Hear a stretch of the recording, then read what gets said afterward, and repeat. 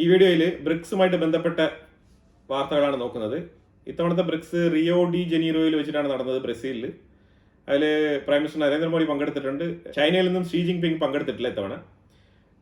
റഷ്യയുടെ president Vladimir Putin, അറിയാലോ, യുദ്ധത്തിന്റെ സാഹചര്യമാണ്, അതുകൊണ്ട് ഓൺലൈനിൽ വിർച്വലായിട്ടാണ് പങ്കെടുത്തത്. ഇതിൽ പ്രാഥമികമായിട്ട് ഉള്ള മെമ്പേഴ്സ് ഉണ്ടായിരുന്നു.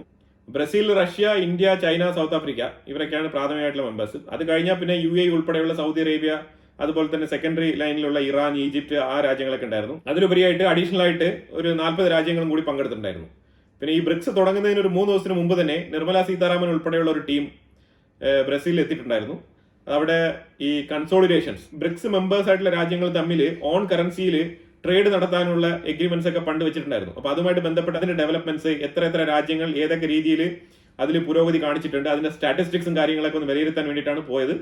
അപ്പോൾ ആ ഒരു ഓൺ കറൻസി, സ്വന്തം കറൻസിയിലുള്ള വ്യാപാരം എത്രമാത്രം രാജ്യങ്ങൾ താല്പര്യത്തോടു കൂടി നടപ്പിലാക്കിയിട്ടുണ്ട് എന്നുള്ളതിന്റെ ഒരു വിലയിരുത്തലിന് വേണ്ടിയിട്ടാണ്. ഒരു കോമൺ കറൻസി കൊണ്ടുവരുന്നതിനെ കുറിച്ച് നമുക്ക് ചിന്തിക്കാം എന്നുള്ള നിലയിലാണ് ഈ ഒരു ഡിസ്കഷൻ നടത്തപ്പെട്ടത്. പക്ഷേ ഇപ്പൊ നിലവിൽ കോമൺ കറൻസി കൊണ്ടുവരുന്നില്ല. അതിന് ഒരുപാട് കാരണങ്ങളുണ്ട്. റഷ്യക്ക് കോമൺ കറൻസി കൊണ്ടുവരാൻ നല്ല താല്പര്യമുണ്ട്, ചൈനയ്ക്ക് നല്ല താല്പര്യമുണ്ട്. പക്ഷെ മറ്റുള്ള രാജ്യങ്ങൾ എല്ലാവർക്കും താല്പര്യമുണ്ടോ എന്ന് ചോദിച്ചു കഴിഞ്ഞാൽ ഇല്ല. അതാണ് ഇതിനകത്ത് നമ്മൾ മനസ്സിലാക്കേണ്ടത്. കാരണം വേറൊന്നും കൊണ്ടല്ല, ചൈനയുടെ ഡോമിനൻസ്, ചൈനയുടെ ആ ഒരു എക്കോണമി, ഈ ഒരു ബ്രിക്സിനുള്ളിൽ തന്നെ ചൈനയ്ക്കാണ് ഏറ്റവും കൂടുതൽ എക്കോണമി, GDP ഒക്കെ ഉള്ളത്. അപ്പോൾ ഒരു കറൻസി കൊണ്ടുവന്നു കഴിഞ്ഞാൽ അത് ഏറ്റവും കൂടുതൽ ഗുണകരമാവുന്നത് ചൈനയ്ക്കാണ്. അപ്പൊ അതുകൊണ്ടാണ് ഇന്ത്യ അതിന് വേണ്ടെന്ന് പറയുന്നത്. മാധ്യമങ്ങളൊക്കെ പ്രൊപ്പഗണ്ട ഇന്ത്യക്കെതിരെ നടപ്പിലാക്കുന്നുണ്ട്. ഇന്ത്യ ശരിക്കും ബ്രിക്സിനെ സപ്പോർട്ട് ചെയ്ത് കറൻസിയെ പിന്തുണയ്ക്കുന്നില്ല എന്നുള്ള തരത്തിലൊക്കെ വാർത്തകൾ അടിച്ചിറക്കുന്നുണ്ട്. പക്ഷേ ഇന്ത്യ പിന്തുണയ്ക്കും. അപ്പൊ ഇന്ത്യയുടെ ഇപ്പോഴത്തെ സാഹചര്യത്തിന് അത് നല്ലതല്ല. കാരണം നമ്മൾ അമേരിക്കയുമായിട്ട് ഒരു സൈഡിൽ ഒരു ട്രേഡ് ഡീല് കിടന്ന് ഇഴഞ്ഞുകൊണ്ടിരിക്കുകയാണ്. അപ്പൊ ആ ഒരു സാഹചര്യത്തിൽ നമ്മളിപ്പം അമേരിക്കക്കെതിരെ, ഡോളറിനെതിരെ ഒരു കറൻസി പ്രഖ്യാപിക്കാന്ന് പറഞ്ഞു കഴിഞ്ഞാൽ അതിനോടൊപ്പം ഇന്ത്യ ചേർന്ന് കഴിഞ്ഞാൽ ഇന്ത്യയുടെ നിലപാട്, ഇന്ത്യ എന്ന് പറഞ്ഞാൽ ഒരു മൾട്ടി പോളാർ ഡിപ്ലോമസി കൊണ്ടുപോകുന്ന രാജ്യമാണ് ഇന്ത്യ. അതായത് നമുക്ക് അമേരിക്കയുമായിട്ട് ബന്ധമുണ്ട്, റഷ്യയുമായിട്ട് നല്ല ബന്ധമുണ്ട്, ഇറാനുമായിട്ട് ബന്ധമുണ്ട്, ഇസ്രായേലുമായിട്ട് ബന്ധമുണ്ട്. അതുപോലെ നമ്മൾ ഈക്വൽ ആയിട്ട് പല സ്ഥലങ്ങളിലും ഒരു മൾട്ടി പോളാർ ഡിപ്ലോമസിയാണ് നമ്മൾ കൊണ്ടുപോയിക്കൊണ്ടിരിക്കുന്നത്. ആരെയും വെറുപ്പിക്കാറില്ല. അപ്പൊ അങ്ങനെ മുന്നോട്ട് പോകുമ്പോഴത്തേക്കും ആ ഒരു നിലപാട് ഇനി മുന്നോട്ടുള്ള കാലഘട്ടങ്ങളിൽ കുറച്ച് ചാലഞ്ച് സൃഷ്ടിക്കും. കാരണം എന്താ വെച്ചാൽ എവിടെയെങ്കിലും ഒന്ന് ഉറച്ചു നിൽക്കണം. അപ്പൊ അത് ഇന്ത്യക്ക് ഇപ്പൊ സാധിക്കുന്നില്ല. ബ്രിക്സിനെ സംബന്ധിച്ചിടത്തോളം കറൻസി എത്രമാത്രം ഇമ്പോർട്ടന്റ് ആണ് എന്നുള്ളതിലുപരി ഇന്ത്യക്ക് അത് ഇപ്പം ഇമ്പോർട്ടന്റ് ആണെന്ന് ചോദിച്ചു കഴിഞ്ഞാൽ ഇല്ല. ഇന്ത്യക്ക് അതുകൊണ്ട് ഒരു ഗുണം ഉണ്ടാകാൻ പോകുന്നില്ല. അതാണ് മനസ്സിലാക്കേണ്ടത്. കാരണം ഇപ്പോൾ ഒരു കറൻസി പ്രഖ്യാപിച്ചു കഴിഞ്ഞാൽ അതിൽ ഏറ്റവും കൂടുതൽ ഗുണം ഉണ്ടാകുന്നത് ചൈനയ്ക്കാണ്. അതിന് ഏറ്റവും നഷ്ടമുണ്ടാകാൻ പോകുന്നത് അമേരിക്കയ്ക്കായിരിക്കും. ഡോളറിന്റെ ഉപയോഗം മാറി നിൽക്കും. അപ്പൊ അതുകൊണ്ട് ഇന്ത്യ ഒരു ചേരിയിലേക്ക് ഒതുക്കപ്പെടും. അപ്പൊ ഒരു ചേരിയിൽ ഇങ്ങനെ ഒതുങ്ങി നിൽക്കാൻ ഇന്ത്യ താല്പര്യപ്പെടുന്നില്ല. അതാണ് നമ്പർ 1.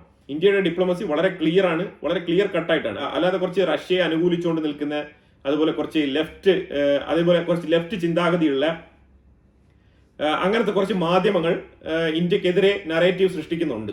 അതായത് ഇന്ത്യ ബ്രിക്സിനോട് നീതി പുലർത്തുന്നില്ല എന്നൊക്കെ പറഞ്ഞിട്ട്. ഇന്ത്യ നീതി പുലർത്തി തന്നെയാണ് മുന്നോട്ട് പോകുന്നത്. ബ്രിക്സിൽ ഇന്ത്യ മാത്രമല്ല മറ്റു പല രാജ്യങ്ങൾക്കും കൂടി കറൻസിയിൽ താല്പര്യമില്ല എന്നും കൂടി ഞാനിവിടെ കൂട്ടിച്ചേർക്കാൻ ആഗ്രഹിക്കുന്നുണ്ട്. എന്നിട്ടിപ്പോ ഇതിനകത്ത് 2 റെസൊല്യൂഷൻ പാസ്സാക്കി. ആ റെസൊല്യൂഷൻ എന്ന് പറഞ്ഞാൽ ഇസ്രായേലിനെതിരെയാണ്. ഒന്ന്, ഇസ്രായേൽ ഗാസ ആ യുദ്ധം ഒരു സമാധാനത്തിലേക്ക് കൊണ്ടുവരണം. അതിലുപരിയായിട്ട് UN കണ്ടീഷൻസ് അംഗീകരിച്ചുകൊണ്ടുള്ള 2 സ്റ്റേറ്റ് സൊല്യൂഷൻ ഉണ്ടാക്കണം എന്നുള്ള രീതിയിലുള്ള ഒരു റെസൊല്യൂഷൻ പാസ്സാക്കി. അതുപോലെ തന്നെ ഇസ്രായേൽ ഇറാന്റെ മേലിൽ നടത്തിയ ഒരു ആക്രമണം, അതിനെതിരെയും ഒരു റെസൊല്യൂഷൻ കൊണ്ടുവന്നിട്ടുണ്ട്. ഇതാണ് 2 റെസൊല്യൂഷൻ. ഇത് ഇന്ത്യ ഉൾപ്പെടെയുള്ള എല്ലാ രാജ്യങ്ങളും ചേർന്ന് തന്നെയാണ് ഈ റെസൊല്യൂഷൻ പാസ്സാക്കിയത്. ഇന്ത്യക്ക് മാത്രമായിട്ട് അതിനകത്ത് ഒന്നും ചെയ്യാനില്ല. അതുപോലെ തന്നെ റഷ്യൻ പ്രസിഡന്റ് വ്ളാഡിമിർ പുടിൻ വിർച്വലിയാണ് ഈ മീറ്റിംഗിൽ അറ്റൻഡ് ചെയ്ത് ഒരു സ്പീച്ച് കൊടുത്തത്. ആ സ്പീച്ചിൽ പറഞ്ഞത് ഏതാണ്ട് 77 ട്രില്യണോളം ബിസിനസ് റവന്യൂ നമ്മളുടെ ഈ ഒരു കൂട്ടായ്മയിൽ, ബ്രിക്സ് കൂട്ടായ്മയിൽ മാത്രമുണ്ട്. ഇത് G7 രാജ്യങ്ങളെക്കാളും എത്രയോ മുകളിലാണ് നമ്മളുടെ സ്ഥാനം. അപ്പൊ അതുകൊണ്ട് ഏതാണ്ട് ഇത് വേൾഡ് ട്രേഡിൽ തന്നെ 40% നടക്കുന്നത് ഈ ഒരു ബ്രിക്സ് രാജ്യങ്ങൾ തമ്മിലാണ് എന്നാണ് കൂട്ടിച്ചേർത്തത്. അപ്പൊ അതുകൊണ്ട് നമുക്കൊരു ബ്രിക്സ് കറൻസി അനിവാര്യമാണ്. അതിനുള്ള കാലം അതിക്രമിച്ചിരിക്കുന്നെന്ന് ബ്രിക്സ് കറൻസിയെ പ്രൊമോട്ട് ചെയ്തുകൊണ്ടാണ് വ്ളാഡിമിർ പുടിൻ സംസാരിച്ച് അവസാനിപ്പിച്ചത്. പ്രൈം മിനിസ്റ്റർ മോദി ആണെങ്കിൽ ടെററിസത്തിനെതിരെയാണ് സംസാരിക്കേണ്ടത്. ഇത് 2 റെസൊല്യൂഷനിൽ ഇന്ത്യയെ കൊണ്ട് ഒപ്പിടിപ്പിച്ചു. ഈ ബ്രിക്സ് കമ്മിറ്റി. അതാണ് മനസ്സിലാക്കേണ്ടത്. ഇന്ത്യ തീർച്ചയായിട്ടും ഇസ്രായേലിനെതിരെ എവിടെയും ഒപ്പിടുന്ന ഒരു സാഹചര്യം ഉണ്ടായാൽ അവിടെ നിന്ന് ഒഴിഞ്ഞു മാറലാണ് പതിവ്. പക്ഷേ ബ്രിക്സിൽ ഒഴിഞ്ഞു മാറാനുള്ള വകുപ്പില്ല. കഴിഞ്ഞ തവണ മോസ്കോയിൽ വെച്ചിട്ടും ഇതേപോലെ ഇസ്രായേലിനെതിരെ റെസൊല്യൂഷൻ കൊണ്ടുവന്നതാണ്. ഇന്ത്യയും അതിലുണ്ടായിരുന്നു. അത് കഴിഞ്ഞിട്ടാണ് ഇസ്രായേലും ഇന്ത്യയും തമ്മിൽ ഒരുപാട് ആയുധ കച്ചവടങ്ങളൊക്കെ നടത്തിയിട്ടുള്ളത്. അപ്പൊ അതൊരു സൈഡിൽ നിൽക്കേ, കാരണം ഇസ്രായേൽ കൃത്യമായിട്ട് ഇന്ത്യയെ മനസ്സിലാക്കി തന്നെയാണ് മുന്നോട്ട് പോകുന്നത്. ആ രീതിയിൽ നോക്കുമ്പോഴത്തേക്കും പ്രൈം മിനിസ്റ്റർ മോദി പറഞ്ഞത് ഏറ്റവും കൂടുതൽ തീവ്രവാദത്തിന് ഊന്നൽ കൊടുത്താണ് സംസാരിച്ചത്. കൗണ്ടർ ടെററിസം, അതിലേക്ക് എല്ലാവരും വളരെ ശക്തമായിട്ട് മുന്നോട്ട് വരണം.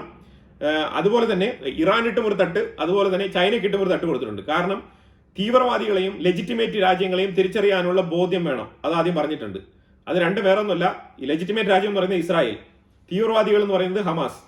അപ്പം ഗാസയ്ക്ക് അതായത് പാലസ്തീനികൾക്ക് ഒരു 2 സ്റ്റേറ്റ് തിയറി അനിവാര്യമാണ് എന്ന് പറയുന്നത് പോലെ തന്നെ ഹമാസ് ഒരു തീവ്രവാദിയാണെന്ന് പറയാണ്ട് പറഞ്ഞു വെച്ചതാണ് ഇന്ത്യ അവിടെ. അതുപോലെ തന്നെ ചൈനയെ എടുത്ത് പറഞ്ഞു വെച്ചാൽ പാകിസ്ഥാൻ പഹൽഗാം ആക്രമണത്തിനെ യാതൊരു രീതിയിലും ഗണ്ണിക്കാതെ SCO സബ്മിറ്റിനെ ക്ലോസ് ചെയ്ത് സീൽ ചെയ്ത് ഇന്ത്യ അതിനകത്ത് ഒപ്പിടാതെ മാറി നിന്ന അവസ്ഥയാണ് ഉണ്ടായത്. അപ്പൊ ആ രീതിയിൽ ഇന്ത്യയിൽ നടന്ന തീവ്രവാദ ആക്രമണത്തിന് ഗണ്ണിക്കാൻ പോലും കൂട്ടാക്കാത്ത ചൈനയെ തന്നെ ഇവിടെ എടുത്തു പറഞ്ഞിട്ടുണ്ട്. അത് പാകിസ്ഥാൻ എന്ന് പറഞ്ഞ് തീവ്രവാദ രാജ്യത്തിനെ സപ്പോർട്ട് ചെയ്തുകൊണ്ട്, അതായത് ഒരു ലെജിറ്റിമേറ്റ് രാജ്യമായിട്ടുള്ള ഇന്ത്യയിൽ നടന്ന തീവ്രവാദ ആക്രമണത്തിനെ ഗണ്ണിക്കാതെ ചൈന എടുത്ത നിലപാട്, ഇതിനെക്കുറിച്ചാണ് ഇന്ത്യ വളരെ ഇമ്പോർട്ടൻ്റ് ആയിട്ട് സംസാരിച്ചത്. പക്ഷെ ഇത് ഓപ്പൺ ആയിട്ട് തന്നെ പറയേണ്ടതാണ്. ഇന്ത്യ പല സ്റ്റേജുകളിലും ഓപ്പൺ ആയിട്ട് കാര്യം പറയാറില്ല, വളരെ ഡിപ്ലോമാറ്റിക് ആയിട്ടാണ് ഇതിനെ സംസാരിച്ചത്. ഈ ഡിപ്ലോമാറ്റിക് ആയിട്ടൊക്കെ സംസാരിച്ചാൽ ആരാണ് എതിർത്ത് ഇതിനെതിരെ ഒരു ഡയലോഗ് പറയാൻ പോകുന്നത്? ആരും പറയാൻ പോകുന്നില്ല. ഇപ്പൊ ചൈനയാണ് നമ്മൾ പറയുന്നുണ്ടെങ്കിൽ അങ്ങ് എടുത്ത് പറയുക, അത് ഈ വിഷയം തീവ്രവാദ വിഷയത്തിൽ ഇന്ന വിഷയങ്ങളിൽ ഇന്നത് സംഭവിച്ചിട്ടില്ല എന്നൊക്കെ പറയണം. അപ്പൊ അതുപോലെ ഇൻഡയറക്റ്റ് ആയിട്ടുള്ള ഒരു സ്പീച്ച് ആയിരുന്നു കൊടുത്തത്. അപ്പൊ എന്തായാലും ആ സ്പീച്ചൊക്കെ കഴിഞ്ഞ് ബ്രിക്സിന്റെ മീറ്റിംഗ് അതിലങ്ങ് ഒതുങ്ങി. പിന്നെ ഇതിനകത്ത് ഏറ്റവും വലിയൊരു ബെനിഫിറ്റ് എന്ന് പറഞ്ഞു കഴിഞ്ഞാൽ ഇതിനകത്ത് പങ്കെടുത്ത 40-46 രാജ്യങ്ങളുണ്ട്. ഈ രാജ്യങ്ങളുമായിട്ടൊക്കെ ഇന്ററാക്ട് ചെയ്യാനുള്ള ഒരു അവസരം, ഇതിൽ പല രാജ്യങ്ങളുമായിട്ട് ട്രേഡ് എക്സ്പാൻഷന്റെ കാര്യങ്ങളെ കുറിച്ചൊക്കെ ഡിസ്കസ് ചെയ്യാനുള്ള ഒരു അവസരം കിട്ടി. അതുപോലെ തന്നെ India Brazil meeting, India Russia meeting, India Vietnam, അതുപോലെ തന്നെ ഇന്ത്യ തായ്ലാന്റ് മീറ്റിംഗ്, ഇതുപോലെ പല പല രാജ്യങ്ങളുമായിട്ട് മീറ്റിംഗ് അവിടെ നടന്നു എന്നുള്ളതാണ് ഏറ്റവും ഇതിലൊരു ഗുണകരമായ കാര്യം. ഇതില് ഇന്ത്യയും വിയറ്റ്നാം തമ്മിലുള്ള ഒരു ട്രേഡ് വോളിയം എന്ന് പറഞ്ഞാൽ ഇപ്പം $15 ബില്യൺ അച്ചീവ് ചെയ്തിട്ടുണ്ട്. അതാണ് ഇന്ത്യയും വിയറ്റ്നാം തമ്മിലുള്ള ട്രേഡ് വോളിയം ഇപ്പം. ഇതുപോലെ പല ബെനിഫിറ്റ്സും നടന്നിട്ടുണ്ട്. പിന്നെ ഇതിനകത്ത് ഏറ്റവും കൂടുതൽ ചർച്ച ചെയ്യപ്പെട്ടത് ബ്രിക്സ് ഡെവലപ്മെന്റ് ബാങ്ക് ആണ്. ബ്രിക്സ് ഡെവലപ്മെന്റ് ബാങ്ക് 2014 ഫോം ചെയ്തെങ്കിലും അത് വളരെ ആക്റ്റീവായിട്ട് കൂടുതലായിട്ട് അങ്ങ് പ്രവർത്തിച്ചില്ല. അതങ്ങ് ഇഴഞ്ഞഴിഞ്ഞ് പോകുന്ന ഒരു സാഹചര്യമാണ്. അപ്പൊ അതിൽ ഒരു $150 ബില്യൺ പുഷ് ചെയ്യാൻ വേണ്ടിയിട്ട് ഇപ്പൊ തീരുമാനം എടുത്തിട്ടുണ്ട്. അതായത് ഇൻവെസ്റ്റ്മെന്റ് താല്പര്യമുള്ള, ഇൻവെസ്റ്റ്മെന്റ് കപ്പാസിറ്റിയുള്ള രാജ്യങ്ങൾ, UAE പോലത്തെ രാജ്യങ്ങൾ, ഇന്ത്യ, ചൈന, റഷ്യ, ഇതേമാതിരിപ്പെട്ട രാജ്യങ്ങളൊക്കെ ഫണ്ട് അതിലേക്ക് ഇൻവെസ്റ്റ് ചെയ്ത് ഒരു $150 ബില്യൺ ബേസിക് ഫണ്ട് അതിനകത്ത് ഇൻവെസ്റ്റ് ചെയ്യാം. ആ ഇൻവെസ്റ്റ്മെന്റ് ചെയ്യുന്ന ഫണ്ട് എന്ന് പറഞ്ഞാൽ ബ്രിക്സുമായിട്ട് സഹകരിക്കുന്ന രാജ്യങ്ങൾക്ക് ലോൺ കൊടുക്കാൻ വേണ്ടിയിട്ടാണ്. Infrastructure, clean energy, carbon emission കുറയ്ക്കുന്നതുമായിട്ട് ബന്ധപ്പെട്ട് അങ്ങനെ സോഷ്യോ എൻവയറമെന്റൽ മേഖലയിലൊക്കെ ഈ ഫണ്ട് കൊടുത്ത് സഹായിക്കാം എന്നുള്ള നിലയിലാണ് ബ്രിക്സ് ഡെവലപ്മെന്റ് ബാങ്ക് ഈ ഒരു തീരുമാനം എടുത്തിരിക്കുന്നത്. അപ്പൊ അത് വളരെ നിർണായകമായിട്ടുള്ള ഒരു ഇമ്പോർട്ടന്റ് ആയിട്ടുള്ള തീരുമാനമായിട്ട് ഈ ഒരു ബ്രിക്സ് റിയോ ഡി ജനീറിയോയിൽ കരുതപ്പെടുന്നുണ്ട്. ബ്രസീലിന് മാത്രം $3.5 ബില്യൺ സെപ്പറേറ്റ് ആയിട്ട് ഒരു ലോൺ കൊടുക്കാൻ വേണ്ടിയിട്ട് ഒരു സ്കീമും കൂടി ഇതിനകത്ത് ഉൾപ്പെടുത്തിയിട്ടുണ്ട്. ട്രംപ് ഇന്ത്യക്കുള്ളിൽ അമേരിക്കൻ മാർക്കറ്റ് ഓപ്പൺ ചെയ്യാനിരിക്കുന്ന ഈ ഒരു സാഹചര്യത്തിൽ ആണ് ബ്രിക്സ് നടക്കുന്നത്. ബ്രിക്സിന് 25% താരിഫ്, 10% താരിഫ് എന്നൊക്കെ പറഞ്ഞുകൊണ്ട് ചില വിരട്ടലുകളുമായിട്ടൊക്കെ ട്രംപ് വരുന്നുണ്ട്. അത് ശരിക്കും ബ്രിക്സിനോടുള്ള ഒരു പേടി, അത് തന്നെയാണ് നമുക്ക് അതിനകത്ത് മനസ്സിലാക്കാൻ പറ്റുന്നത്. അപ്പോൾ അതുകൊണ്ട് കുറച്ച് കോൺഷ്യസ് ആയിട്ടുള്ള നടപടിക്രമങ്ങൾ എടുക്കാം, ചില വിരട്ടലുകളൊക്കെ നമ്മൾ നടത്തി നോക്കാം എന്നാണ് ട്രംപ് ശ്രമിക്കുന്നത്. പക്ഷേ ഇതിൽ അമേരിക്കയ്ക്കെതിരെ ഇന്ത്യ ഒന്നും തന്നെ ചെയ്തിട്ടില്ല. ശരിക്കും ഇന്ത്യ എടുത്തിരിക്കുന്ന ഒരു നിലപാട് കൂടി വളരെ ഇമ്പോർട്ടൻ്റ് ആണ് ഈ ബ്രിക്സിൻ്റെ സബ്മിറ്റിൽ. ഇപ്പോൾ ചൈനയുടെ ആബ്സെൻസ് ഒരു സൈഡിൽ ഉണ്ടെങ്കിലും, ചൈനയുടെ ഇന്റർണൽ പ്രശ്നങ്ങൾ കൊണ്ട് അല്ലെങ്കിൽ ഷെഡ്യൂൾ കൊണ്ട് ഷീ ജിൻപിങ് ബ്രിക്സ് സബ്മിറ്റിൽ ഇത്തവണ പങ്കെടുക്കുന്നില്ല എങ്കിലും അത് ഒരു പക്ഷേ ചൈനയും അമേരിക്കയും തമ്മിൽ നടത്തിയ ഒരു ട്രേഡ് ചർച്ച, അതുമായിട്ട് ബന്ധപ്പെട്ട് താരിഫ് വാറുമായിട്ട് ബന്ധപ്പെട്ട് അതിന് വേണമെങ്കിൽ കണക്ട് ചെയ്യാം. കാരണം ചൈന വിചാരിച്ചിട്ടുണ്ടാവാം ഒരുപക്ഷെ ഇപ്പോഴാണ് ശരിക്കും അമേരിക്കയുമായിട്ടുള്ള ഒരു ട്രേഡ് റിലേഷൻഷിപ്പ് കുറച്ച് ബെറ്റർ ആയിട്ട് വന്നുകൊണ്ടിരിക്കുന്ന സാഹചര്യത്തിൽ നമ്മൾ ഇനി ബ്രിക്സിലും കൂടി പോയിട്ട് സാന്നിധ്യം അറിയിച്ച് വീണ്ടും ഒരു ഇഷ്യൂ ക്രിയേറ്റ് ചെയ്യേണ്ട എന്ന് വിചാരിച്ചിട്ടുണ്ടാവാം ഒരു സൈഡിൽ. അത് റിയാലിറ്റി അങ്ങനെ ആണെങ്കിലും അല്ലെങ്കിലും ബ്രിക്സിൽ ചൈന പങ്കെടുത്തിട്ടില്ല എന്നുള്ളത് അമേരിക്കയെ സംബന്ധിച്ചിടത്തോളം വേണമെങ്കിൽ ഒരു പോസിറ്റീവ് പോയിന്റ് ആയിട്ട് അവർക്ക് കണക്ക് കൂട്ടാം. ഇന്ത്യ നേരെ മറിച്ച് പോയി ജോയിൻ ചെയ്തിട്ടുണ്ട്. അപ്പോൾ അതുകൊണ്ട് ഇന്ത്യ അതിലൊരു വിഷയം വ്യക്തമായിട്ട് സൂചിപ്പിക്കുകയുണ്ടായി. ഒരു റെസൊല്യൂഷൻ കൂടി ബ്രിക്സ് പാസ്സാക്കിയിട്ടുണ്ടായിരുന്നു. അതായത് ഈ ഡെവലപ്ഡ് നേഷൻ ആയിട്ടുള്ള അമേരിക്ക ഇങ്ങനെ ചെറിയ രാജ്യങ്ങളെ, ഗ്ലോബൽ സൗത്തിലുള്ള ചെറിയ രാജ്യങ്ങൾക്ക് മേലിൽ വൻതോതിലുള്ള താരിഫുകൾ ഈടാക്കിക്കൊണ്ട് ഒരു ഭീഷണി ഉയർത്തി വ്യാപാര ബന്ധം നിലനിർത്തി കൊണ്ടുപോകാനുള്ള ശ്രമം തുടരുന്നത് അത്ര നല്ല പരിപാടിയല്ല എന്നുള്ള രീതിയിൽ ഒരു റെസൊല്യൂഷൻ പാസ്സാക്കിയിട്ടുണ്ട്. അതിനെ ബ്രിക്സിലുള്ള രാജ്യങ്ങളെല്ലാം തന്നെ സപ്പോർട്ട് ചെയ്തിട്ടുണ്ട്. ആ റെസൊല്യൂഷൻ പാസ്സാകുകയും ചെയ്തിട്ടുണ്ട്. ഇതാണ് ഡൊണാൾഡ് ട്രംപിന് ഏറ്റവും കൂടുതൽ ബുദ്ധിമുട്ടുണ്ടാക്കിയ, ചൊടിപ്പിച്ച ഒരു വിഷയം. അതുകൊണ്ടാണ് ഡൊണാൾഡ് ട്രംപ് ഇങ്ങനെ പബ്ലിക്കായിട്ട് ബ്രിക്സിനെതിരെ ഇങ്ങനെ ശക്തമായിട്ട് ആഞ്ഞടിക്കുന്നതായിട്ട് നമുക്ക് മനസ്സിലാക്കാൻ പറ്റുന്നത്. പക്ഷേ ഇതിൽ ഇന്ത്യ ഒരിക്കലും അമേരിക്കയ്ക്കെതിരെയല്ല ഈ നടപടി എടുത്തിരിക്കുന്നത്. പൊതുവിൽ അമേരിക്കൻ ഭരണകൂടത്തിന്റെ ഈ താരിഫ് ത്രെട്ടിൽ കിടന്ന് ഇഴയുന്ന രാജ്യങ്ങളുടെ ഒപ്പം നിന്നുകൊണ്ട് ഇന്ത്യ എടുത്തിരിക്കുന്ന ഒരു നിലപാടാണ്. അത് തീർച്ചയായിട്ടും ഇന്ത്യ എടുക്കുക തന്നെ ചെയ്യും. ഇതിന് അമേരിക്കയ്ക്കും ഇന്ത്യക്കും ഇടയിൽ നടക്കുന്ന ഈ ഒരു താരിഫ് ട്രേഡ് നെഗോസിയേഷനുമായിട്ട് ബന്ധപ്പെട്ട് ഇതിനകത്ത് ഒന്നും തന്നെ ചെയ്യാനില്ല. ആ നെഗോസിയേഷൻ അതേ വഴിക്ക് തന്നെ തുടരുന്നുണ്ട്. ഇതിനെ അമേരിക്കയ്ക്കെതിരായിട്ടുള്ളൊരു നിലപാടായിട്ട് കണക്കാക്കേണ്ട ആവശ്യമില്ല.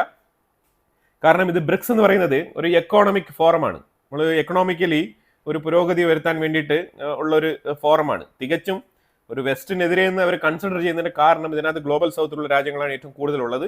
പിന്നെ വെസ്റ്റേൺ രാജ്യങ്ങൾക്ക് ഇതുമായിട്ട് ബന്ധപ്പെട്ട് വരാൻ താല്പര്യമില്ല. കാരണം G7 അവിടെ വലിയൊരു ബോഡിയായിട്ട് നിൽക്കുകയാണ്. അതിന് പുറമെ G20 ഉണ്ട്. അപ്പോൾ ഇതൊക്കെ കൊണ്ട് തന്നെ ഒരിക്കലും വെസ്റ്റേൺ രാജ്യങ്ങൾ ഇതിലോട്ട് വരില്ല. അപ്പോൾ അതുകൊണ്ട് ഇവർ വെസ്റ്റിന് ഓപ്പോസിറ്റ് ആയിട്ടാണ് ഈ ഒരു ബ്രിക്സിനെ കാണുന്നത്. അപ്പോൾ തീർച്ചയായിട്ടും എടുക്കുന്ന നടപടികളിൽ ചിലത് ഇങ്ങനെയൊക്കെ ആയിത്തീരും. അതിന് നമ്മൾ അമേരിക്കയ്ക്കെതിരായിട്ട് നടപടി എടുക്കുന്നു എന്നുള്ള രീതിയിൽ ചിന്തിക്കേണ്ട ആവശ്യമില്ല. ബ്രിക്സ് തുടങ്ങിയ നാൾ മുതൽ ഇതുവരെ വെസ്റ്റേൺ രാജ്യങ്ങൾ തീർച്ചയായിട്ടും ഇതിനകത്ത് റഷ്യയുണ്ട്, ചൈനയുണ്ട്, ഇന്ത്യയുണ്ട്. ഈ 3 പ്രധാനപ്പെട്ട രാജ്യങ്ങൾ ഒരുമിച്ച് വരുന്ന ഒരു സംഘടനയാണിത്. അതുകൊണ്ട് തന്നെയാണ് അമേരിക്കയും വെസ്റ്റേൺ രാജ്യങ്ങളും ഇതിനെ കുറച്ച് കോൺഷ്യസ് ആയിട്ട് നോക്കി കാണുന്നത്.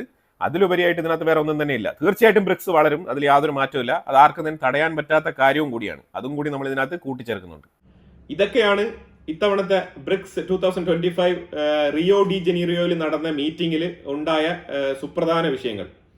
ഇതിലുപരിയായിട്ട് കുറേ കാര്യങ്ങളൊക്കെ ഉണ്ട്. പക്ഷെ അതൊക്കെ നമ്മൾ എല്ലാ തവണയും നമ്മൾ റിപ്പീറ്റഡ് ആയിട്ട് പറഞ്ഞു പോകുന്ന വിഷയങ്ങളാണ്. ഇമ്പോർട്ടൻറ്റ് പോയിന്റ്സ് മാത്രമാണ് ഞാൻ ഇതിനകത്ത് പറഞ്ഞു വെച്ചത്. അപ്പോൾ ഇതിനെക്കുറിച്ചുള്ള അഭിപ്രായങ്ങൾ, പിന്നെ ഇതിനെക്കുറിച്ചുള്ള ചോദ്യങ്ങൾ എന്തെങ്കിലും ഉണ്ടെങ്കിൽ നിങ്ങൾ കമന്റ് ബോക്സിൽ രേഖപ്പെടുത്തുക. കൂടുതൽ വിഷയങ്ങളുമായിട്ട് അടുത്ത വീഡിയോയിൽ വരാം.